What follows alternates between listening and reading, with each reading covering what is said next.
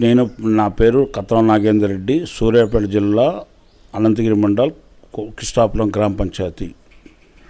మా ఎమ్మెల్యే ఉత్తమ్ పద్మావతి, మా మంత్రి గారు ఉత్తమ్ కుమార్ రెడ్డి గారు, మాకు జానారెడ్డి గారు కొడుకు కొందూరి ఎంపీ గారు కొందూరి వచ్చేసి అదే ఒకసారి పేరు అనుకోకుండా నేను 1982 నుంచి నాకు ఓటు వచ్చిన కాలం నుంచి నేను కాంగ్రెస్లో 10 సంవత్సరాలు కొనసాగాను. తర్వాత 19 సంవత్సరాల తర్వాత కాంగ్రెస్లో మా పక్కన మా సొంత ఊరు పక్కన ఒక నెటివ్ ప్లస్ అయిన చంద్రరావు గారు ఉండటం వలన ఒక టీడీపీలో ఒక 30 సంవత్సరాలు ఎక్కువ టీడీపీలో నేను రాజకీయం చేయాల్సింది. గుత్తా సుఖేంద్రెడ్డి గారి ఆధ్వర్యంలో అప్పుడు జానారెడ్డి గారు కూడా టీడీపీలోనే మాకు జెండా ఆవిష్కరణ చేసే మా విలేజ్ తెలుగుదేశం జెండా ఆవిష్కరణ జరిగింది. సరే దండా అయిందన్న తర్వాత నేను 2014లో 2014 కంటే ముందు నేను 2009లో నేను మళ్ళీ కాంగ్రెస్లోకి రావడం జరిగింది. ఉత్తమ్ కుమార్ రెడ్డి చేసే మంచి పనుల గురించి రావడం జరిగింది. 2014 నుంచి మేము వచ్చినప్పుడు మళ్ళీ మా ఉత్తమ్ పద్మావతి గారిని మేము మళ్ళీ గెలిపడం జరిగింది. ఆమె అభివృద్ధి కార్యక్రమంలో పాల్గొంటూ మంత్రి గారు ఉన్న కాడి నుంచి మేము అప్పుడు మంత్రి గారు మన లేకపోయినా కేసీఆర్ అప్పుడు నేను 5 సంవత్సరాలు వాస్తవం చెప్పాలంటే 5 సంవత్సరాలు బీఆర్ఎస్ చేసే కొన్ని రైతులకి మీద ఆందోళన కూడా జరిగింది.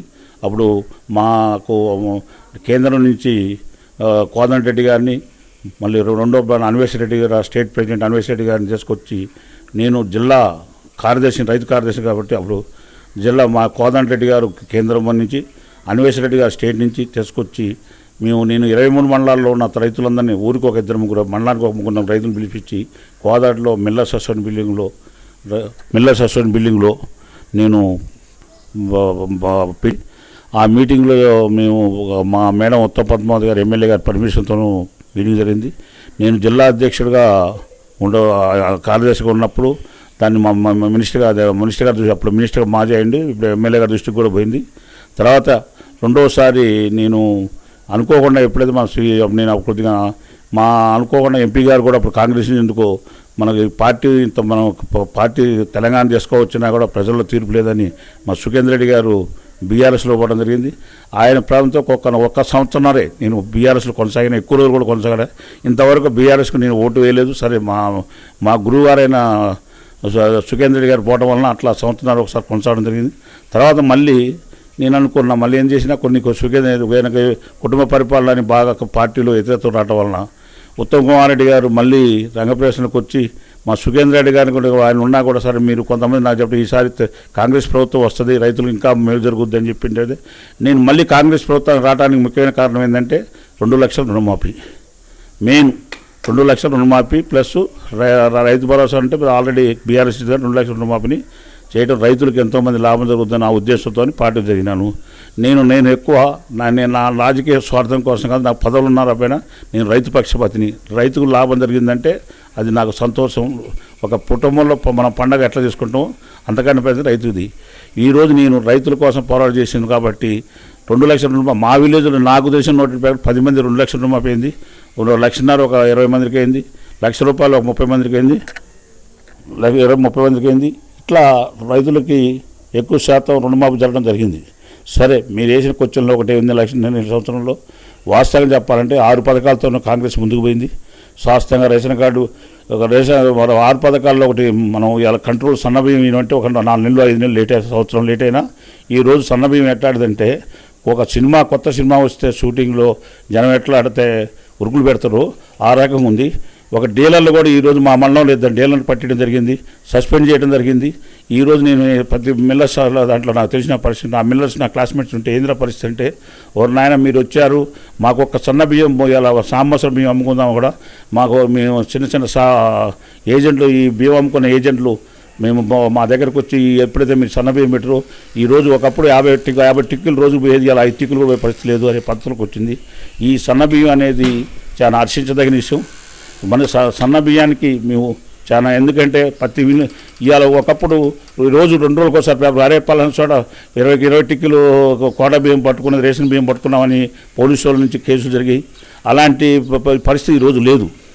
అందుకని ఇంకోటి ఏంటంటే ఇంకోటి నిన్న నేను రైతు మీటింగ్ పోతే మామూలుగా ఇప్పుడు వేసేది మనకు రైతు భరోసా రైతు భరోసా అనేది గతంలో ఏమైంది, రైతులకు వేసేది. రైతు కాకుండా ఇప్పుడు రైతు భరోసాని రైతు కూలికి కూడా 12,000 12,000 వాళ్ళు ఎకరం కావచ్చు, పొలం లేకపోవచ్చు, 12,000 ఏంటి జరుగుతుంది. నేనేమంటే రైతు భరోసా కూడా నిన్న 9 రోజులు వాస్తవంగా, పోయినసారి కూడా ఒకసారి మీరు చూసే ఉంటారు, 3 రోజులు మొత్తం పడ్డాయి. సరే, కొన్ని బడ్జెట్ ఆర్థిక పరిస్థితులు బట్టి రైతులు కూడా కొంత డిస్టర్బెన్స్ అవుతున్నది కావచ్చు, వాళ్ళు జనం కూడా అర్థం చేసుకుంటారు. ఇప్పుడు ఆర్థిక పరిస్థితులు ఎప్పుడైతే ఇబ్బంది ఉంటుందో దాన్ని బట్టి రైతులు అర్థం చేసుకునే పరిస్థితి. బోనస్ 500 ఈరోజు మా విలేజ్లో మొన్న బోనస్ అంటే, మా విలేజ్ ఏంటంటే కొద్దిగా చిన్న విషయం ఏంటంటే, రైతులు కొద్దిగా ముందుగా నాట్లు వేయటం వలన వాళ్ళకి ఏంది, రైతు సన్న ఒడ్లు మద్దతు ధర ఏదైతే ఆరబెట్టడం కానీ కొద్దిగా ఇబ్బంది అయిన వాళ్ళకి ఒక 100% 30% సన్న బియ్యం డైరెక్ట్ పోయిన వాళ్ళకి రాలేదు. 80% ఆరబెట్టిన సామాసులు కానీ కదమలు ఆరబెట్టి రైతు ఓపికతో ఉన్నప్పుడు లేటుకు వచ్చిన ప్లాంటేషన్ మొత్తం 80% రైతులకి బోనస్ వచ్చింది. తర్వాత ఇంకో విషయం ఏంటంటే, మా మండలంలో పక్కన విలేజ్లో మాకు ఇవాళ ఉన్నది స్థానిక ఎలక్షన్ కూడా మేము ధైర్యం చేసి చెప్తున్నాం. మీకు ఆల్రెడీ ఇప్పుడు రేషన్ కార్డు గ్యాస్ బండ 500కి వచ్చింది, బోనస్ వస్తుంది, రైతులు 2 లక్షలు వచ్చింది, 1 లక్షలు వచ్చి 50 కొత్త రేషన్ రైతు భరోసా వచ్చింది, అన్నీ వస్తున్నాయి. సరే, కొన్ని ఇప్పుడు ప్రభుత్వం అన్న తర్వాత ఇప్పుడు కేసీఆర్ లాగా 3 ఎకరాల భూమి ఇస్తారని చెప్పి అసలు 3 ఎకరాల భూమి ఒక్కరికి ఇచ్చిందా, సాధ్యపడదా? ఇప్పుడు అట్లా కాదు కదా, దీన్ని అన్ని అట్లాంటి హామీలు, చిన్న హామీలు, ఆర్థిక పరిస్థితులు ఆలోచించి ఆర్థిక పరిస్థితులను బట్టి ప్రభుత్వం ముందుకు పోతుంది. ఇంకోటి ఉండొచ్చు, 2 ఉండొచ్చు, లేదన్నట్లే. ఇప్పుడు రైతులకు కూడా 2 లక్షల పైన ఉన్న రుణాలు ఏమైనా ఇప్పుడు ప్రభుత్వం ఒక డిసైడ్ తీసుకుంటే దానికి కూడా లెక్కలు తీస్తుంది, దానికి కూడా మేము ఇస్తుందని త్వరలో దానికి కూడా ఒక ప్రణాళిక ప్రకారం చేయగలుగుతామని. 2 లక్షలు ఎలక్షన్ అయ్యి కూడా సంవత్సరాలే కాదు, 2 సంవత్సరాల లోపు ఉంది. ముందులో భవిష్యత్తు చేస్తాం. ఇప్పుడు ₹1,00,000 కేసీఆర్ అసలు స్థానిక అప్పుడు ₹1,00,000 9,900 మాఫీ చేసి ₹1,00,000 పైన వాళ్ళు ఒక్కడికి కూడా కాలేదుగా. ఇప్పుడు 2 లక్షల రుణమాఫీ అనేది 1,00,000 కంటే 2 లక్షలు అనేది ఎక్కువ అని ఉండొచ్చు. దాంట్లో ఒక 10% 20% రుణమాఫీ కావచ్చు, 90% అయితే అయిందిగా. మీరు వస్తుంటే బహుశా అనంతగిరి నుంచి వచ్చారు, 22 కోట్లతో చనిపోయే వరకు డబల్ రోడ్డు. ఆ డబల్ రోడ్డు ఎట్లున్నదంటే, ఒకప్పుడు చిన్నగా పోతే చాలా మంది యాక్సిడెంట్లు అయ్యి దెబ్బతినేది. ఇప్పుడు డబల్ రోడ్డు వేయటం వలన మామూలుగా వేయాలి. నేను ఒకటే చిన్న విషయం చెప్తాను, డబల్ రోడ్డు వలన ఏంటంటే మా విలేజ్కి 5 నిమిషాలు వస్తాం, మాకు అనంతగిరి మండలం 5 నిమిషాలు పోతాం. అది గతంలో 10 సంవత్సరాల డబల్ రోడ్డు మేము చూడలేదుగా, ఈరోజు డబల్ రోడ్డు వస్తున్నావుగా. తర్వాత మాకు నిన్న 17 ఇల్లు వచ్చినాయి. గతంలో 10 సంవత్సరాలు ఎన్నడూ ఇల్లు కట్టలేదు, మరి 17 ఇల్లు వచ్చినాయి. ఇప్పుడు 50, 63, 55 రేషన్ కార్డు వచ్చినాయి. కొత్త చిన్న విలేజ్ మాది, స్మాల్ విలేజ్తో ఏంటంటే 800 ఓటర్స్ స్మాల్ విలేజ్లోనే 15 ఇల్లు రావడం జరిగింది, రేషన్ కార్డులు 55 రావడం జరిగింది. ఇవన్నీ గత ప్రభుత్వం చేయలేదుగా. ఇప్పుడు నేను ప్రభుత్వం గురించి అంటే ప్రభుత్వం చేసింది చేయలేదా, మళ్ళీ ఎందుకు వ్యతిరేకత అంటారు?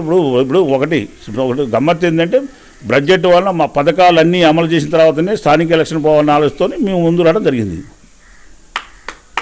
సరే, మరి రేపు రాబో స్థానిక సంస్థల ఎన్నికల్లో ప్రజా తీర్పు ఎలా ఉండబోతుంది? ఇప్పుడు మీ పాలన పట్ల ప్రజల్లో ఎలా ఉంది రెస్పాన్స్?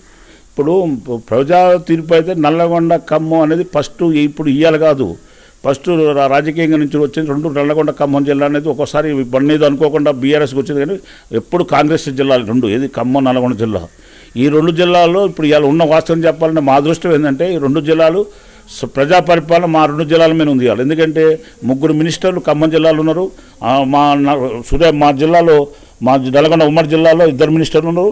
మాకు చాలా మంచి పనులు జరుగుతున్నాయి, మామూలుగా కాదు, చెప్పుకోవడానికంటే చాలా మినిస్టర్లు జరుగుతున్నాయి.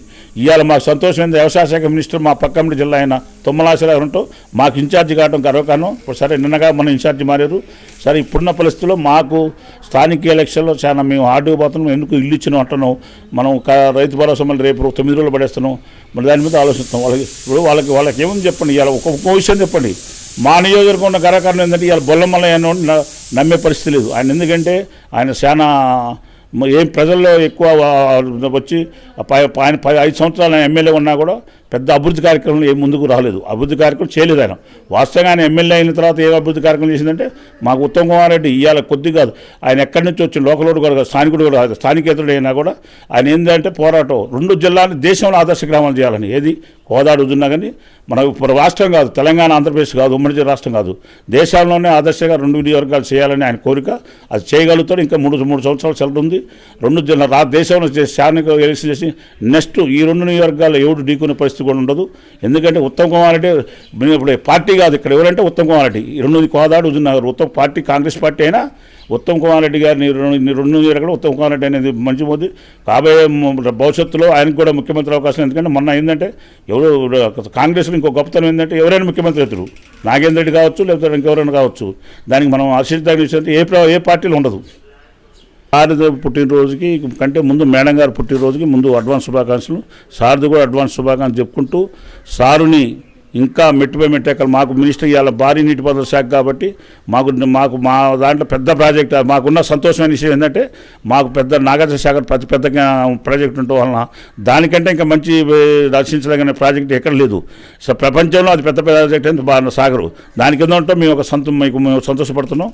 సో దానివల్ల ఈరోజు కూడా 2 పంటలు కూడా మాకు సమృద్ధిగా పడినాయి. 50 నుంచి 60 బస్తాలు కూడా ఒడ్లు వచ్చినాయి. కాబట్టి దానికి ఇంకా మంత్రి గారి దృష్టి నీటిపారుదల చూద్దరు ఇప్పుడు త్వరలో. ఇవాళ ఒక విషయం తినండి, ఎక్కడ వరి మెట్ట పెరుగు లేని కౌలు ఇవాళ 50,000 ఎకరానికి వరి మొత్తం వస్తుందంటే అది ఆలోచించాల్సిన అవసరం. ఎప్పుడైతే సన్న బియ్యానికి బోనస్కి 500 రూపాయలు, సన్న బియ్యం రేషన్ కార్డు రావటం, ఈ రెండింటి వలన వరి రైతులకి చాలా లాభదాయకంగా. కాబట్టి దీన్ని చూసి మాకు 80% to 85% ఓట్లు పడతాయని కూడా మేము దాన్ని ఆలోచన చేస్తాను. సన్న బియ్యానికి మద్దతు ధర కానీ దేశంలో ఏ రాష్ట్రం లేదు సన్న ఒక ఓట్లు దానికి కూడా 500 పరిస్థితి.